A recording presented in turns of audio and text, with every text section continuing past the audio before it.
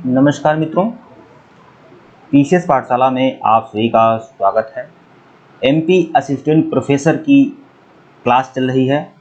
लगातार क्लास मिल रहा है, लेकिन इधर विगत कुछ दिनों से नहीं मिला है आपको, तो इसके लिए क्षमा चाहेंगे। लेकिन अब प्रयास रहेगा कि आपको लगातार मटेरियल मिले, ठीक है। तो एमपीपीएससी असिस्टेंट प्रोफेसर और पूरा एमपीपीएससी असिस्टेंट प्रोफेसर और यूपीएचएससी असिस्टेंट प्रोफेसर दोनों की तैयारी कराई जा रही है। पेपर 1 की पूरी 100% तैयारी कराई जा रही है। जो लोग यूपीएचएससी और एमपी असिस्टेंट प्रोफेसर की तैयारी करना चाहते हैं, पेपर 1 की तैयारी करना चाहते हैं, वह लोग हमारे साथ जुड़ सकते हैं।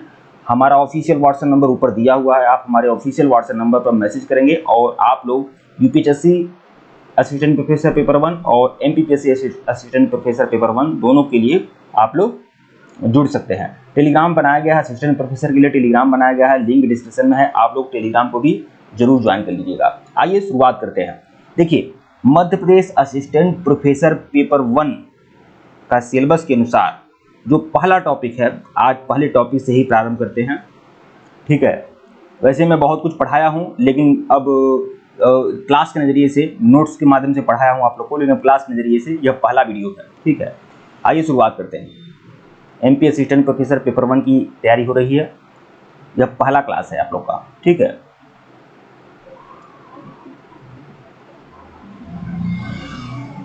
आप सिलेबस देखे होंगे, सिलेबस तो मैं दिखाया हूं, सिलेबस आपको पता भी होगा। आप तैयारी करने जा रहे हैं तो सिलेबस आपको पता होगा।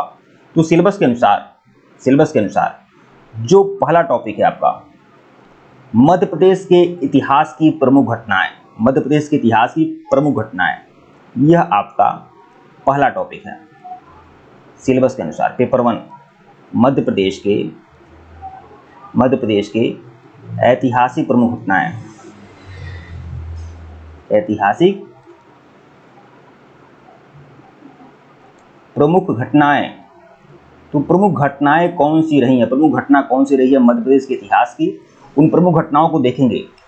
देखिए, मध्य प्रदेश का इतिहास भारत के इतिहास से अलग नहीं है। पहली बात तो आप लोग को यह जाननी होगी, मध्य प्रदेश का इतिहास भारत के इतिहास से अलग नहीं है, लेकिन मध्य प्रदेश के जो भारत का इतिहास मध्य प्रदेश में घटित हुआ है, उसको आप लोग को देखना होगा, उसको अच्छे तरीके से समझना होगा। हम मध्य प्रदेश के इतिहास को दिखाने से, समझाने से पहले हम यह चाहेंगे कि आप लोग आधुनिक भारत है, मतलब मॉडर्न हिस्ट्री, ठीक है, मॉडर्न हिस्ट्री में मध्य प्रदेश में जो घटनाएं घटी हैं, मतलब औपनिवेशिक काल में जो घटनाएं घटी हैं, उसे आप लोग को पहले मैं दिखा दे रहा हूं, बता दे रहा हूं, समझा दे रहा हूं। उसके बाद जो मध्य प्रदेश में जो प्रमुख राजवंश हैं, उनके समय में जो घटनाएं घटी हैं, उसको बाद में दिखाऊंगा। लेकिन पहले हम औपनिवेशिक काल में, मतलब ब्रिटिश काल में, ठीक है, ब्रिटिश काल में जो मध्य प्रदेश में महत्वपूर्ण घटनाएं घटी, इसके बारे में इसका अध्ययन करेंगे। ब्रिटिश काल में, ठीक है, ब्रिटिश काल में जो मध्य प्रदेश में जो भी बड़े बड़े आंदोलन हुए हों, जो मध्य प्रदेश में उस आंदोलन के जो ब्रिटिश राजनेता थे, ब्रिटिश नेता थे उस आंदोलन के, या फिर जो भारतीय नेता थे, उनका जो कार्यक्रम है, उनको देखेंगे, ठीक है। जैसे आधुनिक भारत में, औपनिवेशिक काल में, ब्रिटिश काल में मध्य प्रदेश में बहुत सारे विद्रोह हुए, ठीक है, जो मध्य प्रदेश की पृष्ठभूमि में ही हुआ। जैसे एक विद्रोह है, देखिए, एक विद्रोह है आपका, सुनिए, अब बता रहा हूं आपका विद्रोह है बुंदेला विद्रोह। मैं इसका नोट्स भी आप लोग को प्रोवाइड करा दूंगा। बुंदेला विद्रोह यह आपका 1842 में हुआ था। बुंदेला विद्रोह यह मध्य प्रदेश की धरती पे हुआ था। अब मध्य प्रदेश की धरती पर जितने जितने विद्रोह हुए हैं, उसको मैं गिनाऊंगा और उसके बारे में विस्तार से आप लोग को बताऊंगा। फिर आपका झंडा सत्याग्रह, फिर आपका झंडा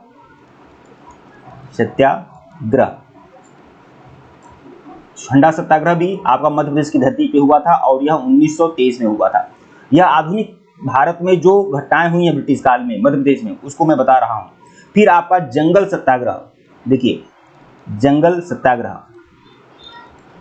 सत्याग्रह यह भी आपका एमपी की धरती पर ही हुआ था, मध्य प्रदेश की धरती पर हुआ था, और यह आपका 1930 में हुआ था, 1930 में हुआ था। फिर आपका चरण पादुका नरसंहार, यह भी आपका मध्य प्रदेश की धरती पर हुआ था और यह हुआ था 1931 में।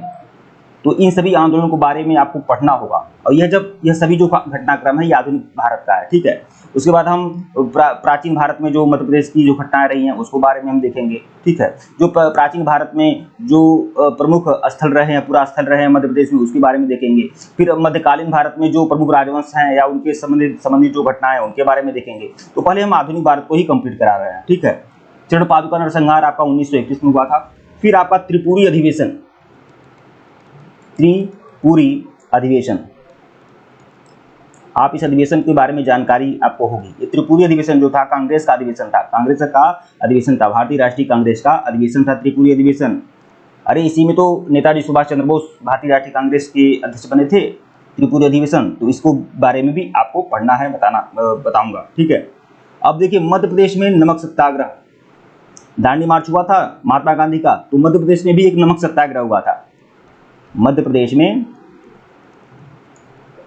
नमक सत्याग्रह यह आपका मध्य प्रदेश में हुआ था।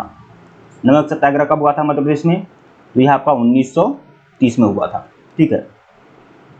अब आज से देखिए लगातार क्लासें चलेंगी एमपी असिस्टेंट प्रोफेसर की पेपर 1 की। मैं पूरा क्लास आप लोग को दूंगा, ठीक है। टेस्ट सीरीज भी उपलब्ध कराने का प्रयास करूंगा, नोट्स भी आप लोग को दूंगा, और जो भी लोग ज्वाइन करना चाहते हैं ज्वाइन कर सकते हैं, ठीक है। 1930 में मध्य प्रदेश में नमक सत्याग्रह था। फिर आपका सोहावल का नरसंहार, यह जो घटनाएं मध्य प्रदेश की धरती पर हुई हैं मैं उसे बता रहा हूँ। सोहावल का नरसंहार अभी मैं गिना रहा हूँ आपको, अभी मैं एक एक घटनाएं गिना रहा हूँ, अभी तो बाद में विस्तार से बताऊंगा एक एक चीज़ के बारे में। सोहावल का नरसंहार हुआ था, ठीक है। इसे सोहावल का जो नरसंहार है इसे आपका गोलीकांड के रूप में जाना जाता है। गोलीकांड था सोहावल का नरसंहार जो था एक गोलीकांड था। इसके बारे में आपको पढ़ना है, सोहावल का नरसंहार के बारे में। और ये जो नरसंहार हुआ था ये 1938 में हुआ था, 1938 में, ठीक है। अब देखिए पंजाब मेल हत्याकांड हुआ था, और यह हुआ था 1931 में, ठीक है। फिर आपका चावल आंदोलन हुआ था, मध्य प्रदेश में ही चावल आंदोलन हुआ था। अब यह आंदोलन क्यों हुआ, कैसे हुआ, कौन नेतृत्वकर्ता थे, क्या क्या घटनाएं घटी, सब बताऊंगा। चावल आंदोलन, ये चावल आंदोलन जो हुआ था मध्य प्रदेश में हुआ था, लेकिन मध्य प्रदेश में रीवा में हुआ था। रीवा जनपद आप जानते हैं, ठीक है, प्रयागराज के करीब है, ठीक है। यह 1947 में हुआ था। चावल आंदोलन कब हुआ था? 1947 में, ठीक है। अब बता रहा हूँ आपको। भोपाल में एक बहुत बड़ी घटना हुई थी जिसे भोपाल का जलियांवाला कांड भी कहते हैं। भोपाल का जलियांवाला कांड,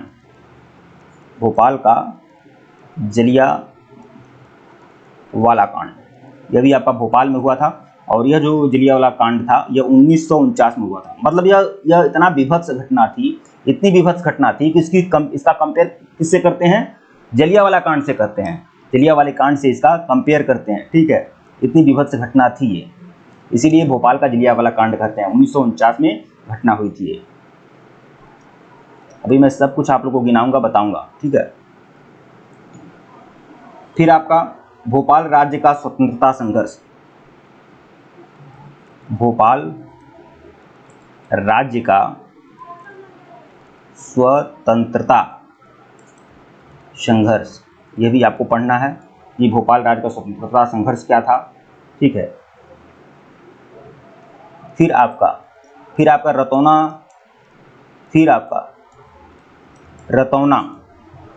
रतौना सत्याग्रह, यह भी एक घटनाक्रम रही है आधुनिक भारत में। रतौना सत्याग्रह यह आपका 1920 में घटना घटी थी, ठीक है। तो इन सब के बारे में आपको पढ़ना है। ये प्रमुख घटनाएं थी, ठीक है, ये प्रमुख घटनाएं हैं, और इन सब के बारे में मैं विस्तार से आप लोगों को बताऊंगा। बुंदेला सत्याग्रह 1842, फिर झंडा सत्याग्रह 1923, फिर जंगल सत्याग्रह 1930। यह तो आपको सन तो याद होना चाहिए। चंद्रपादुका नरसंहार 1931, ये सब मैं आपको बताया हूँ। तो आइए शुरुआत करता हूँ, बिना समय गंवाए हम शुरुआत करते हैं। पहला जो है यह बुंदेला सत्याग्रह जो 1842 में हुआ था, इसके बारे में अच्छे तरीके से समझेंगे, जानेंगे, ठीक है। और बस आपको उसके बाद आधुनिक भारत खत्म होने के बाद हम प्राचीन भारत और मध्यकालीन भारत में जो मध्य प्रदेश की घटनाएं रही हैं उसके बारे में बताएंगे। क्योंकि Madhya Pradesh assistant professor paper 1 की सीरीज में एक यूनिट केवल यही है, एमपी या मध्य प्रदेश की राजनीतिक घटनाएं। तो इसे आप बिल्कुल इग्नोर नहीं कर सकते हैं। ठीक है, आइए शुरुआत करते हैं। बुंदेला सत्याग्रह। आप लोग कमेंट नहीं करते हैं कि वीडियो कैसा लगा। अगर कुछ एडवाइस देना है तो एडवाइस आप लोग दे सकते हैं, हम कम से कम हमें भी अच्छा लगेगा।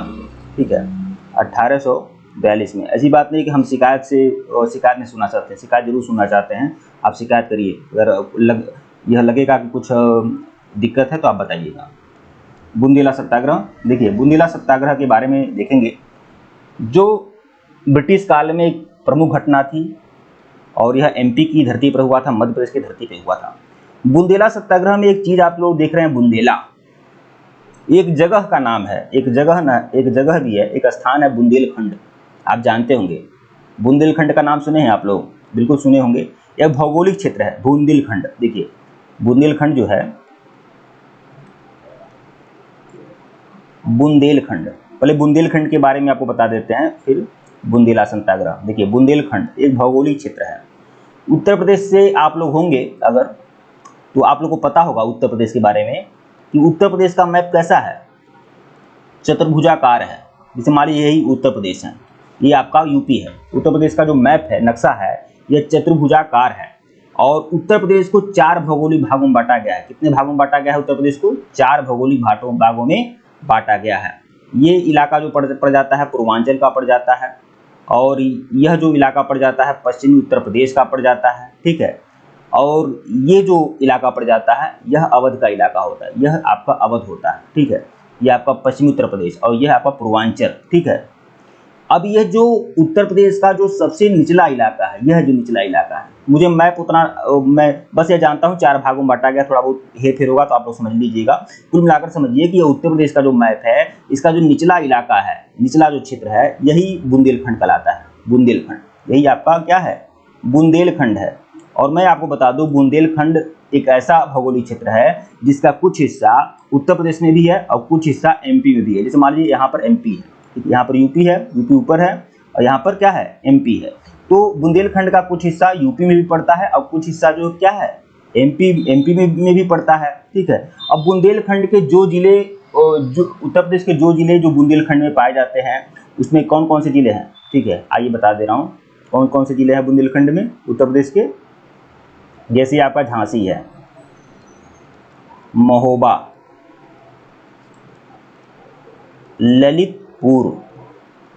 ललितपुर है, फिर आपका सोनभद्र है, फिर मिर्जापुर है, फिर क्या है? बांदा है, फिर चित्रकूट है। ये सब क्या हैं? यह बुंदेलखंड के क्या हैं? बुंदेलखंड के जिले हैं। मतलब यहाँ पर सबसे निचले इलाके जिले हैं। ठीक है, बुंदेलखंड के जिले हैं। और यह जो जिला होता है बुंदेलखंड, आमतौर पर यहाँ पर विकास बहुत कम हुआ है। मतलब उत्तर प्रदेश से अगर कंपेयर किया जाए तो उत्तर प्रदेश में बाकी जगह, चाहे अवध जगह, चाहे पश्चिमी उत्तर प्रदेश में या पूर्वांचल में, थोड़ा सा हर जगह यहाँ पर थोड़ा विकास स्तर कम देखने को मिला है। पहाड़ी क्षेत्र है, थोड़ा पिछड़ा क्षेत्र है उत्तर प्रदेश का। और इसका कुछ इलाका बुंदेलखंड का ये यूपी में भी पड़ता है और एमपी में भी पड़ता है।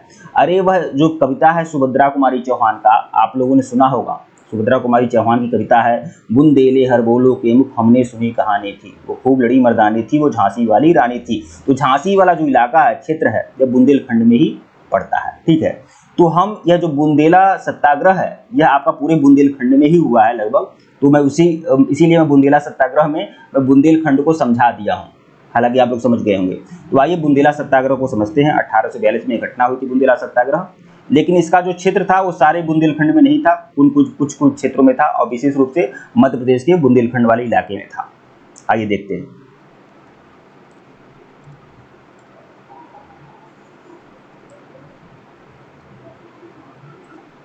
बुंदेला सत्याग्रह, तो सबसे पहले तो बुंदेला सत्याग्रह के बारे में यह देख लीजिए कि इसका समय क्या था, कब यह हुआ था बुंदेला सत्याग्रह।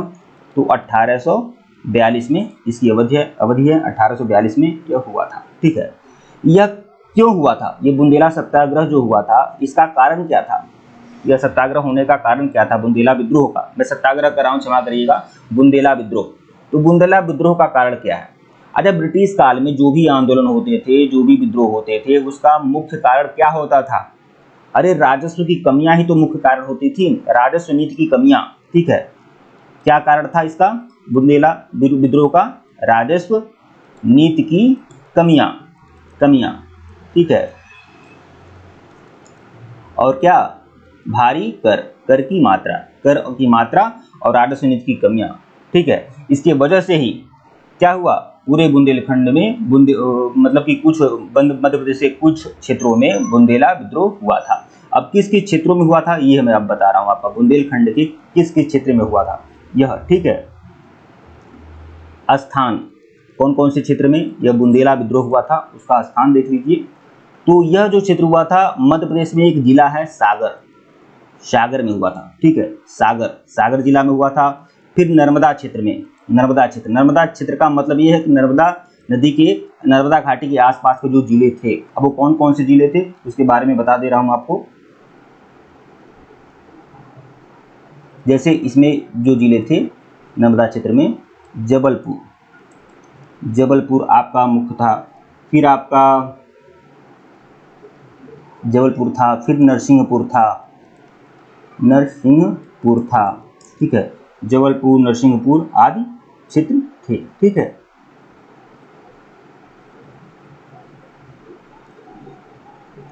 तो यह जो क्षेत्र थे मतलब सागर जिला था, जबलपुर और नरसिंहपुर, यहाँ पर क्या हुआ था, यही बुंदेला विद्रोह हुआ था।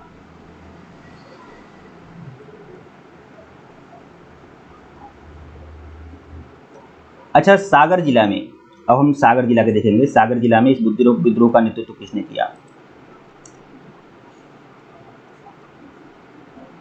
सागर जिला में हुआ था सागर जिला में विद्रोह हुआ था, जबलपुर में हुआ था और नरसिंहपुर में हुआ था।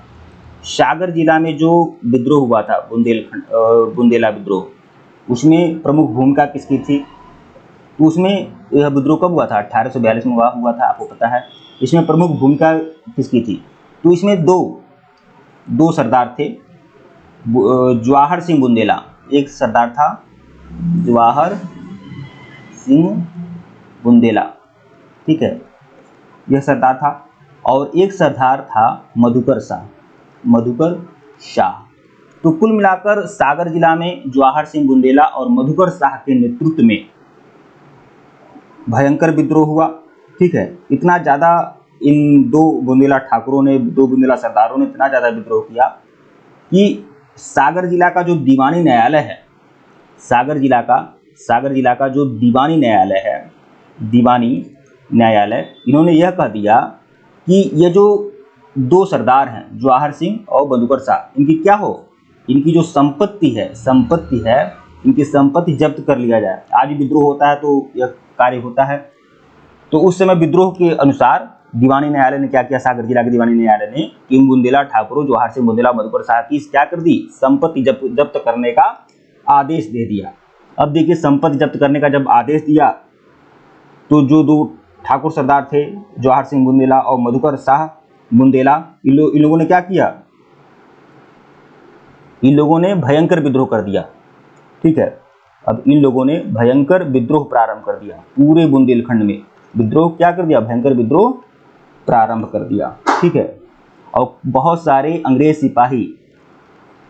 सिपाहियों की क्या कर दी, सिपाहियों की हत्या कर दी। तो भाई जब संपत्ति जब्त होगी तो विद्रोह और भयंकर हो जाएगा, और इतना बड़ा भयंकर विद्रोह हुआ कि शासन स्तर पर बहुत नुकसान झेलना पड़ा अंग्रेजों को, और बहुत सारे अंग्रेज सिपाहियों को भी मौत के घाट उतार दिया गया, भीड़ ने उतार दिया। ठीक है, तो यह तो सागर जिला का मैं पूरा कार्यक्रम आपको बताया हूँ। ये देख लीजिए, सागर जिला 1842 में विद्रोह होता है, पूरा बुंदेला विद्रोह 1842 में होता है। दो बड़े लोग थे, जवाहर सिंह और मधुकर शाह, दो बुंदेला सरदार थे, विद्रोह करते हैं। विद्रोह करने के परिणाम स्वरूप दीवानी न्यायालय, जो सागर जिला का दीवानी न्यायालय था, इसने संपत्ति जब्त करने का आदेश दिया। तो विद्रोह और तेज भड़क गया, इतना तेज भड़क गया कि कई सारे अंग्रेज सिपाहियों की क्या हो गई, हत्या हो गई। ठीक है, अब यह सागर जिला की बात है। हमने बताया कि सागर जिला में विद्रोह हुआ था, नरसिंहपुर में हुआ था और जबलपुर में हुआ था। अब हम नरसिंहपुर के कांड की बात करते हैं। नरसिंहपुर में बुंदेला विद्रोह की क्या घटनाएं रही? तो नरसिंहपुर के विद्रोह में जो विद्रोह का नेता था वह कौन था? तो विद्रोह का नेता कौन था? नेता कौन था नरसिंहपुर में? दिलहन शाह।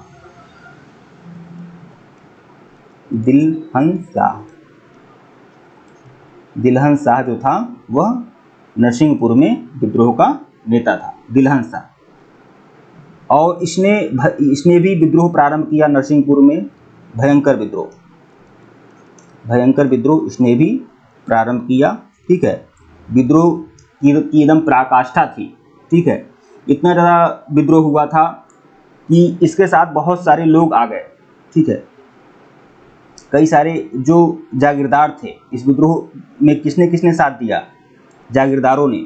जागीरदार से जमींदार से ऐसा समझ लीजिए, जागीरदार मतलब थोड़ा सेठ महाजन की तरह होते थे। ठीक है, जागीरदार जिनकी अपनी जागीर होती थी, तो कई सारे जागीरदारों का भी साथ इसको मिल गया, दिलहन शाह को। ठीक है, स्थानीय नेता था जिसके साथ मिल गया, और कई सारे जागीरदारों का साथ मिला, मालगुजारों का साथ मिला, मालगुजार मतलब बड़े किसान। ठीक है, इनका साथ मिला। तो दिलहन शाह इनके साथ के बदौलत यह विद्रोह किया, बहुत बड़ा विद्रोह किया नरसिंहपुर में। और इतना ज़्यादा विद्रोह हुआ कि जो विद्रोही लोग थे, दिलहन शाह के नेतृत्व में विद्रोहियों ने कुछ क्षेत्रों पर अधिकार कर लिया। किन किन क्षेत्रों पर अधिकार किया?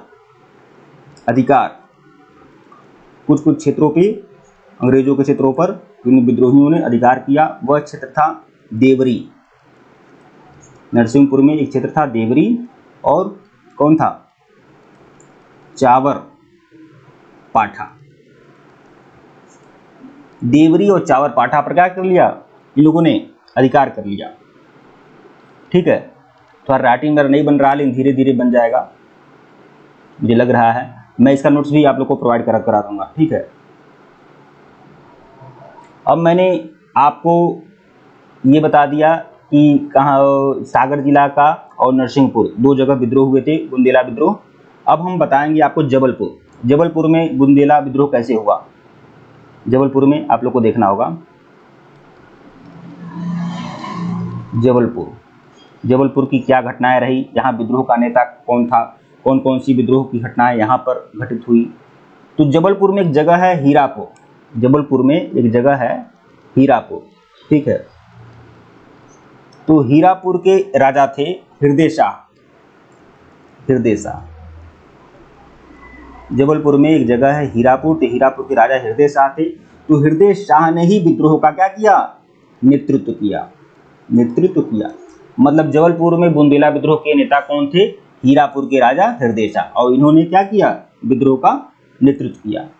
यह मैं बोला हूँ, यह सब नर्मदा क्षेत्र के अंतर्गत ही आएगा, चाहे आपका सागर जिला हो, चाहे आपका नरसिंहपुर हो, जबलपुर हो, ये सभी क्या हैं? नर्मदा क्षेत्र के तहत ही आएंगे।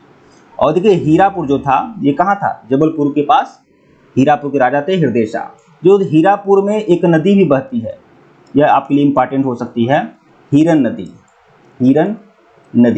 ठीक है, हिरन नदी बहती है। ठीक है, यह बात जान लें, हिरन नदी बहती है।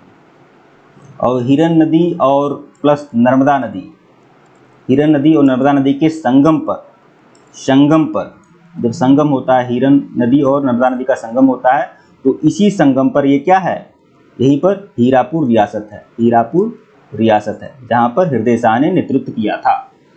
ठीक है, यह हीरापुर किस नदी के तट पे है? हिरन नदी के तट पर, और हिरन नदी और नर्मदा नदी के संगम पर हीरापुर है, उसी की घाटी में, जो जबलपुर के पास है।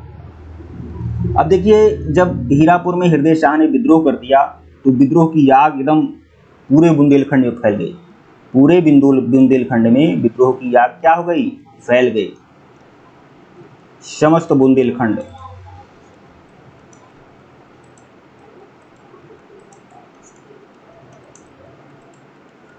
मतलब विद्रोह तो बाकी सरदार भी किए थे सागर जिला में। ठीक है, लेकिन वह विद्रोह इतना ज़्यादा व्यापक न रहा। लेकिन जबलपुर में हीरापुर के राजा हृदय शाह ने जब विद्रोह किया, तो विद्रोह बहुत ही व्यापक रूप में फैल गया। पूरे बुंदेलखंड में यह विद्रोह फैल गया। ठीक है, जो भी मध्य प्रदेश का जो भी बुंदेलखंड क्षेत्र था, वहां पर यह विद्रोह फैल गया और इतना बड़ा विद्रोह फैला कि यह हुआ कि नरसिंहपुर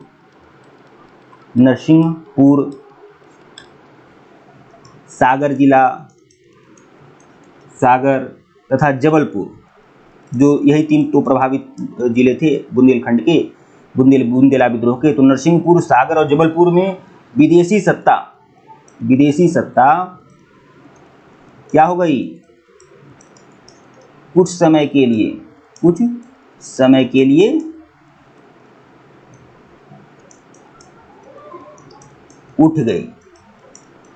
उठ गया। यह बात आप जान लें, इतना बड़ा विद्रोह हुआ था कि नरसिंहपुर, सागर और जबलपुर में विदेशी सत्ता कुछ समय के लिए उठ गई। जैसे 1857 की क्रांति आप लोगों को याद होगा कि 1857 क्रांति इतनी व्यापक थी कि कानपुर में कुछ समय के लिए ब्रिटिश सत्ता क्या गई, उखड़ गई, दिल्ली में विद्रोहियों ने अधिकार कर लिया। वैसे ही इतना बड़ा व्यापक विद्रोह था कि नरसिंहपुर, सागर और जबलपुर में विदेशी सत्ता कुछ समय के लिए क्या हो गई, उठ खड़ी हुई। लेकिन यह कुछ समय के लिए ही था, ठीक है, यह कुछ समय के लिए ही था। और उसके बाद क्या हुआ, एक अंग्रेज था, अंग्रेज सेनापति कर्नल एली। भाई अंग्रेज हार मारने वाले थोड़ी थे, वह लगातार अपना दबाव बना रहे थे। कर्नल एली के नेतृत्व में क्या हुआ, हृदय शाह को पकड़ लिया गया, क्योंकि हृदय शाह ही तो ही नेता था। तो कर्नल एली ने क्या किया, हृदय शाह को गिरफ्तार कर लिया। और जब मुख्य सेनापति, मुख्य नेतृत्वकर्ता ही गिरफ्तार हो जाएगा तो भाई आंदोलन क्या होगा, आंदोलन समाप्त हो गया,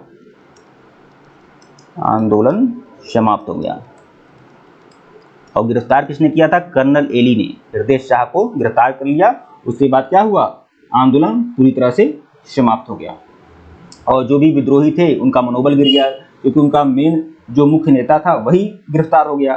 ठीक है, बाद में यह हुआ, कर्नल एली तो गिरफ्तार किया, लेकिन एक था कर्नल सिलीमैन, एक सिलीमैन था, सिलीमैन, जिसने ठगी का अंत किया था भाई, कर्नल सिलीमैन आप जानते होंगे।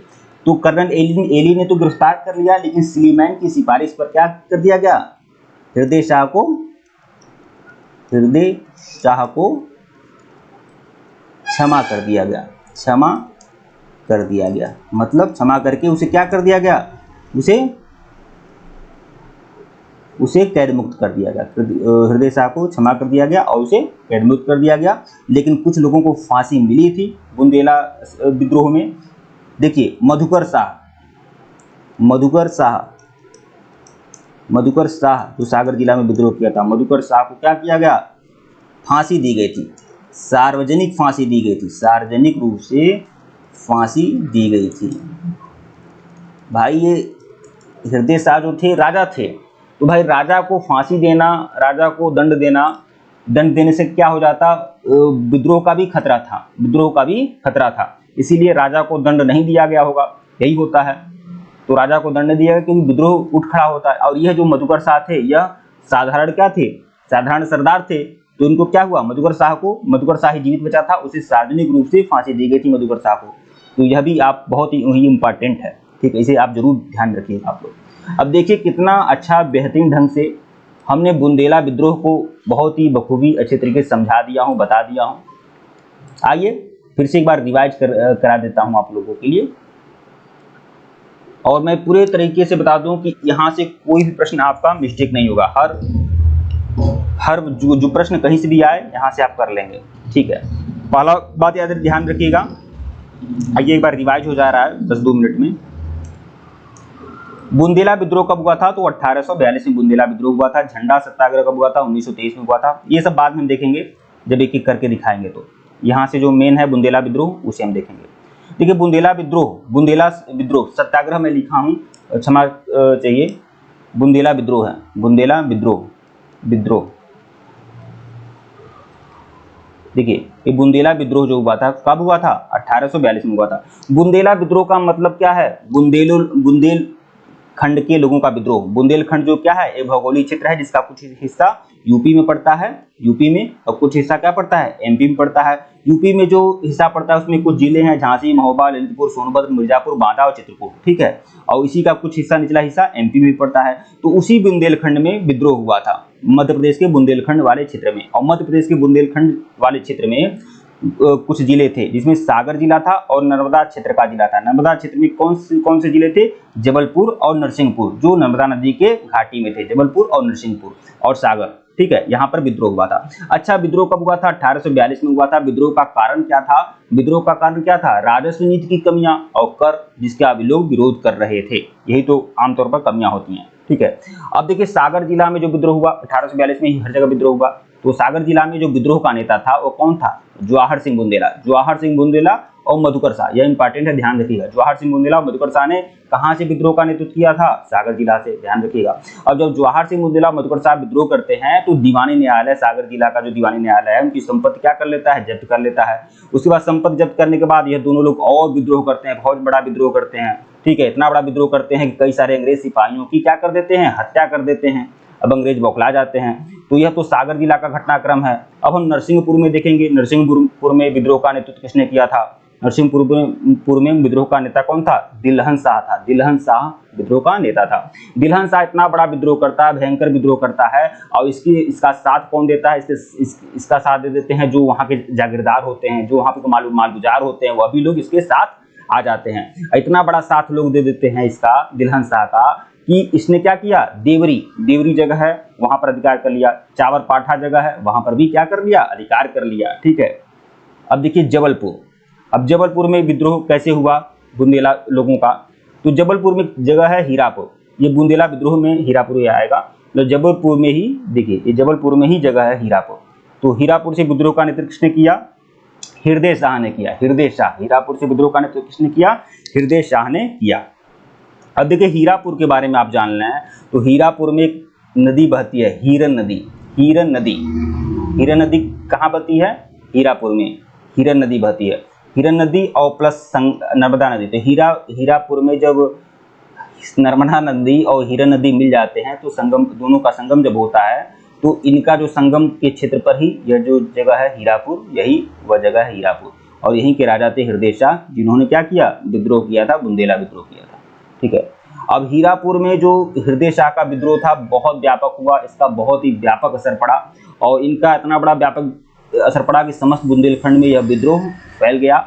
और इतना बड़ा विद्रोह था कि नरसिंहपुर, सागर जिला, जबलपुर में विदेशी सत्ता कुछ समय के लिए क्या हो गई, उठ गई। मतलब कुछ समय के लिए विदेशी सत्ता प्रभावहीन हो गई, इतना बड़ा विद्रोह था, ठीक है। लेकिन यही बात है कि भाई अंग्रेजों के पास पूरा संसाधन था, तो अतः वह क्या किए, विद्रोह पर काबू प्राप्त कर लिए, काबू कर लिए विद्रोह पर, ठीक है।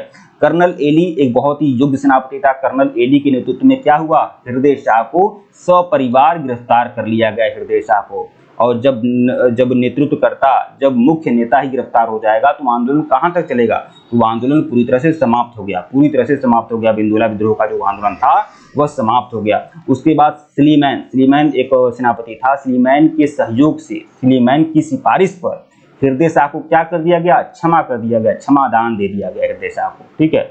लेकिन एक मधुकर शाह जो बुंदेला विद्रोह में प्रमुख नेता था, मधुकर शाह, जिसने कई सारे अंग्रेज सिपाहियों की हत्या कर दी थी, तो मधुकर शाह से बदले की भावना के तहत अंग्रेजों ने क्या किया, मधुकर शाह को सार्वजनिक रूप से फांसी दी गई थी। सार्वजनिक रूप से मधुकर शाह को फांसी दे दी गई थी, ठीक है मित्रों। वीडियो को लाइक और चैनल को सब्सक्राइब करेगा। असिस्टेंट प्रोफेसर के लिए टेलीग्राम बनाया गया है, लिंक डिस्क्रिप्शन में है, आप लोग बिल्कुल टेलीग्राम ज्वाइन कर लें। और असिस्टेंट प्रोफेसर पेपर वन की पूरी तैयारी आप लोग कर सकते हैं पीसीएस पाठशाला पर, MPPSC असिस्टेंट प्रोफेसर की, ठीक है। हमारा ऑफिशियल व्हाट्सएप नंबर ऊपर दिया हुआ है, आप लोग हमें मैसेज कर सकते हैं, और टेलीग्राम बिल्कुल ज्वाइन करिएगा। धन्यवाद आप लोग को।